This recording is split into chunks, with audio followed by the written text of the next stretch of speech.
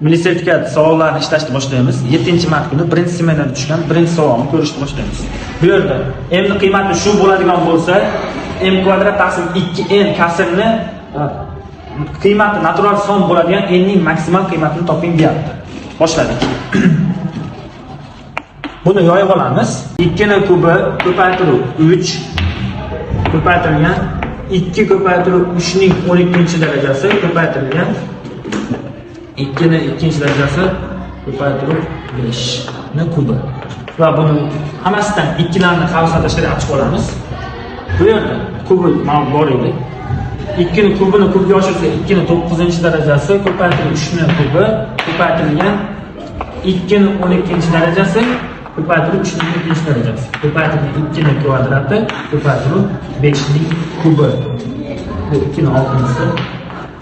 Xo'p, endi hamma ikkilarni hisoblab chiqadigan bo'lsak, 2 ning 27-si bo'ladi va 3 ning kubi ko'paytiruv 3 ning 12-si. Bunda 3 ning 15-si va 5 ning kubi shaklda bo'ladi.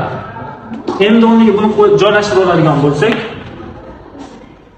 2 ning 54-si ko'paytiruv 3 ning 30-si taqsim 5 ning 6-si bo'lib taqsim 2 ning n-si. Buni qiymati natural son bo'ladigan n ning maksimal qiymati 2 ning 54-si bilan buni n qisqarish kerak va n ning maksimal qiymati teng bo'ladi 54 ga.